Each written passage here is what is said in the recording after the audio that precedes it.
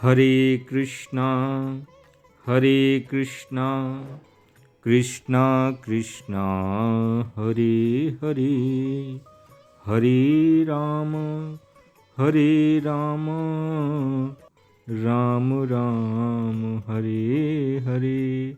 बोले श्री विष्णु भगवान की जय। ब्रह्मा जी बोले, हे मुनि श्रेष्ठो, अब पापों को हरने वाली, पुण्य और मुक्ति देने वाली एकादशी का महत्व ध्यान से सुनिएगा। पृथ्वी पर गंगा की महत्वता और समुद्रों तथा तीर्थों का प्रभाव तभी तक है जब तक कार्तिक की देव प्रबोधिनी एकादशी तिथि नहीं आती। मनुष्य को जो फल 1000 अश्वमेघ और 100 राजसूय यज्ञ करने से प्राप्त होता है, वह देव प्रबोधिनी एकादशी से मिलता है।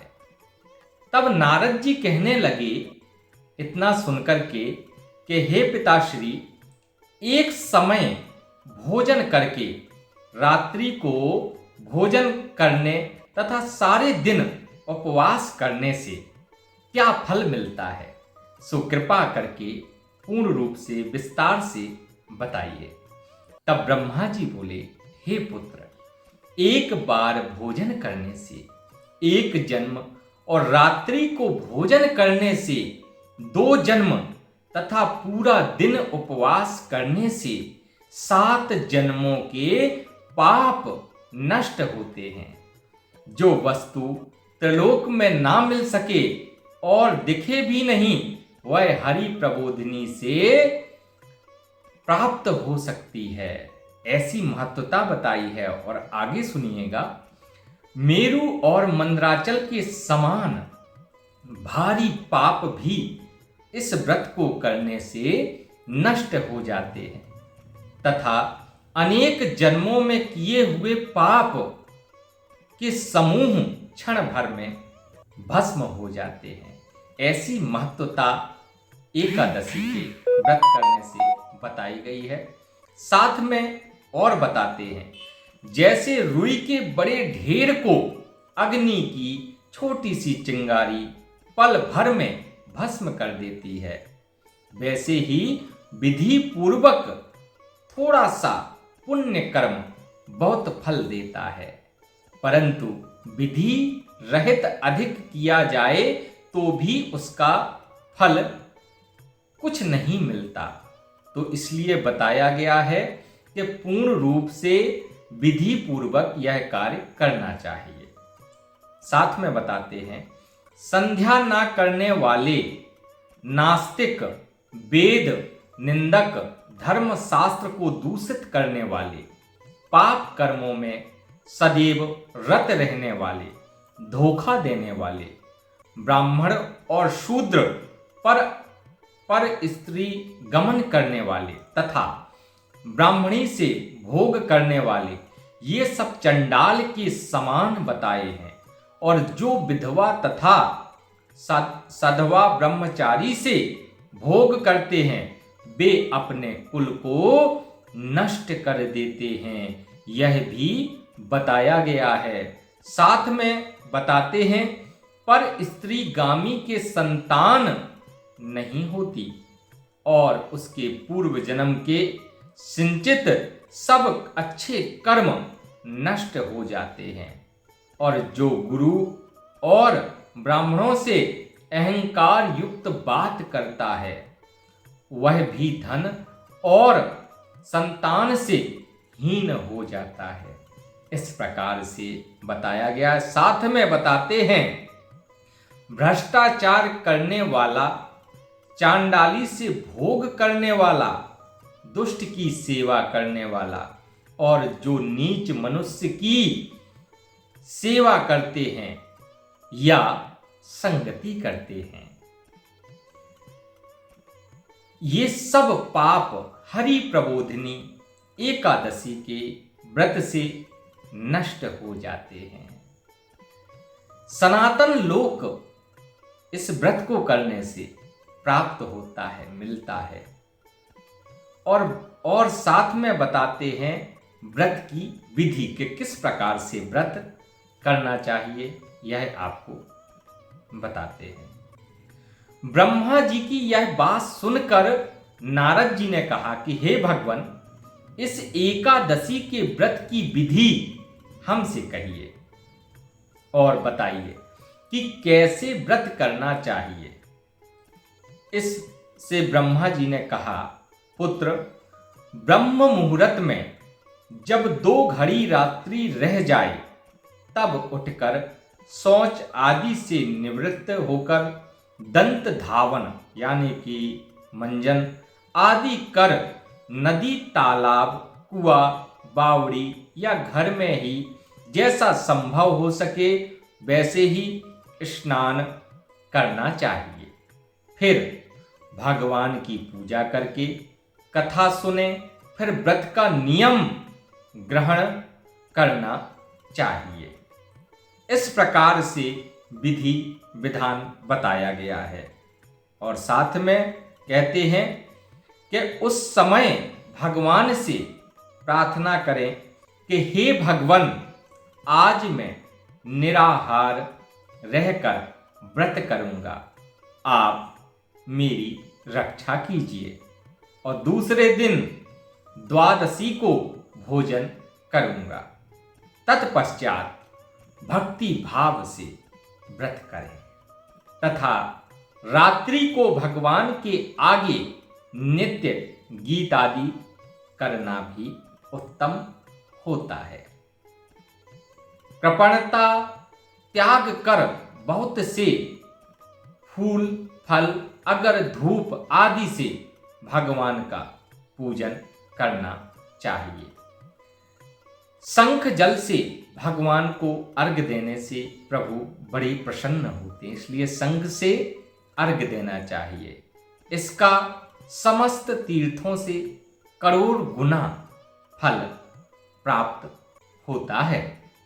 जो मनुष्य अगस्त्य के पुष्प से भगवान का पूजन अर्चन करते हैं, उनके आगे इंद्र भी हाथ जोड़ता है। तपस्या करके संतुष्ट होने पर हरि भगवान जो नहीं करते, वह अगस्त्य के पुष्पों से भगवान को अलंकृत करने से जो व्यक्ति करता है, वो जो कार्तिक मास में बिल्व पत्र से भगवान की पूजा करते हैं, वे मुक्ति को प्राप्त होते हैं और प्राप्त हो जाते हैं। कार्तिक मास में जो तुलसी से भगवान का पूजन अर्चन करते हैं, उनके 10,000 जन्मों के पाप नष्ट हो जाते हैं। तुलसी दर्शन करने, स्पर्श करने, कथा कहने, नमस्कार करने, स्तुति करने, तुलसी रोपण, जल से सींचने और प्रतिदिन पूजा सेवा आदि करने से 1000 करोड़ युग पर्यंत विष्णु लोक में इंसान निवास करता है। जो इस प्रकार से करता है, जो तुलसी का पौधा लगाते हैं, उनके कुटुंब से उत्पन्न होने वाले प्रलय काल तक विष्णु लोक में निवास करते हैं। इस प्रकार से कथा में बताया गया है और विस्तार से यह चीजें बताई गई हैं, इसलिए इनका सुनकर के अनुसरण भी करना चाहिए। आगे बताते हैं, तुलसी रोपण का महत्व हे मुनि, रोपी तुलसी जितनी जड़ों का विस्तार करती है, उतने ही 1000 युग पर्यंत तुलसी रोपण करने वाले सुकृत का विस्तार होता है। जिस मनुष्य की रोपणी की हुई तुलसी जितनी शाखा प्रशाखा बीज और फल पृथ्वी में पड़ते हैं, ध्यान से सुनिएगा, उसके उतने ही कुल जो बीत गए हैं और होंगे, जो 10,000 या 2000 कल्प तक विष्णु लोक में निवास करते हैं। जो कदम्ब के पुष्पों से श्री हरि का पूजन करते हैं वे कभी यमराज को नहीं देखते।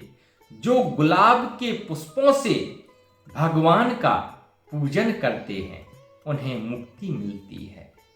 इस प्रकार से भी बताया गया है। और आगे बताते हैं, जो बकुल और अशोक के पुष्पों से भगवान का पूजन करते हैं वे सूर्य चंद्रमा रहने तक किसी प्रकार का शोक नहीं पाते। जो मनुष्य सफेद या लाल कनेर के फूलों से भगवान का पूजन करते हैं उन पर भगवान अत्यंत प्रसन्न होते हैं। और जो मनुष्य भगवान पर आम की मंजरी चढ़ाते हैं वे करोड़ों गायों के दान का फल प्राप्त करते हैं। जो दूब के अंकुर से भगवान की पूजा करते हैं वे 100 गुना पूजा का फल ग्रहण करते हैं। यह भी मुख्य बातें बताई गई हैं इस कथा में। आपको भी इनका अनुसरण करना चाहिए। और आगे भी बताते हैं आपको, जो समी के पत्र से भगवान की पूजा करते हैं उनको महाघोर यमराज के मार्ग का भय नहीं रहता है। जो भगवान को चंपा के फूलों से पूजते हैं वे फिर संसार में नहीं आते। बोलिए जय श्री कृष्ण। केतकी के पुष्प चढ़ाने से करोड़ों जन्म के पाप नष्ट हो जाते हैं। पीले रक्त वर्ण के कमल के पुष्पों से भगवान का पूजन करने वालों को श्वेत दीप में स्थान मिलता है। इस प्रकार रात्रि को भगवान का पूजन कर प्रातः काल होने पर नदी पर जाएं और वहां स्नान जप तथा प्रातः काल के कर्म करके घर पर आकर विधि पूर्वक केशव का पूजन करें, अर्थात भगवान श्री विष्णु का पूजन करें। व्रत की समाप्ति पर विद्वान ब्राह्मणों को भोजन अवश्य करवाएं और दक्षिणा दे करके क्षमा याचना करें। इसके पश्चात भोजन गौ और दक्षिणा देकर गुरु का पूजन करें और साथ ही ब्राह्मणों को दक्षिणा अवश्य ही दें। जो चीज व्रत के आरंभ में छोड़ने का नियम किया था वह ब्राह्मणों को आपको अवश्य ही दान स्वरूप देना चाहिए। रात्रि में भोजन करने वाला मनुष्य ब्राह्मणों को भोजन कराए तथा स्वर्ण सहित बैलों का दान करे। यह रात्रि में बताया गया है। जो मनुष्य मांसाहारी नहीं है वह गोदान करे। ये इधर पे बताया गया है, जिसने मांसाहार छोड़ दिया है वही गोदान करे। आंवले से स्नान करने वाले मनुष्य को दही और शहद का दान करना चाहिए। जो फलों को त्यागे वह फलदान करे और तेल छोड़ने से घृत और घृत छोड़ने से दूध, अन्न छोड़ने से चावल का दान किया जाता है।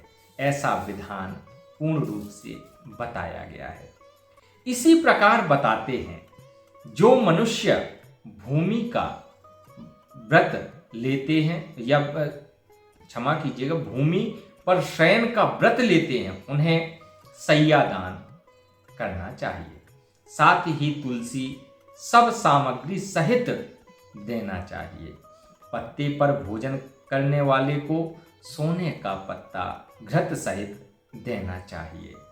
मौन व्रत धारण करने वाले को ब्राह्मण और ब्राह्मणी को घृत तथा मिठाई का भोजन कराना चाहिए और बाल रखने वाले को दर्पण, जूता छोड़ने वाले को एक जोड़ी जूता और लवड़ त्यागने वाले को सरकरा, मंदिर में दीपक जलाने वाले को तथा नियम पूर्ण लेने वाले को व्रत की, सुनिएगा, समाप्ति पर ताम्र अथवा स्वर्ण के पत्र पर घृत और बत्ती रखकर विष्णु भक्त ब्राह्मण को दान देना चाहिए।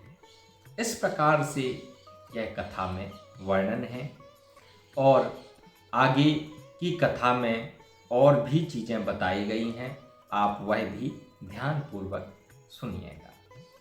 एकांत व्रत में 8 कलश वस्त्र और स्वर्ण से अलंकृत करके दान करना चाहिए। यदि यह भी नहीं हो सके तो इसके अभाव में ब्राह्मणों का सत्कार सब व्रतों को सिद्ध करने वाला कहा गया है। इस प्रकार ब्राह्मणों को प्रणाम करके विदा करें और इसके पश्चात स्वयं भी भोजन करें। जिन वस्तुओं को चतुर्थ मास में छोड़ा हो उन वस्तुओं की समाप्ति आपको अवश्य करना चाहिए, अर्थात ग्रहण करने लग जाएं। तो यह विधि और विधान बताया। आगे बताते हैं, हे राजा, जो बुद्धिमान इस प्रकार चतुर्मास व्रत निर्विघ्न समाप्त करता है वे कृतकृत्य हो जाते हैं और फिर उनका जन्म नहीं होता। यदि व्रत भ्रष्ट हो जाए तो व्रत करने वाला कोढ़ी या अंधा हो जाता है। भगवान कृष्ण कहते हैं, हे राजन, जो तुमने पूछा था वह सब मैंने बताया। इस कथा को पढ़ने और सुनने से गौदान का फल प्राप्त होता है, तो आप भी यह व्रत अवश्य करें। इसी प्रकार से अगली एकादशी पे पुनः प्रस्तुत होंगे। तब तक के लिए दर्शकों, जय श्री कृष्ण।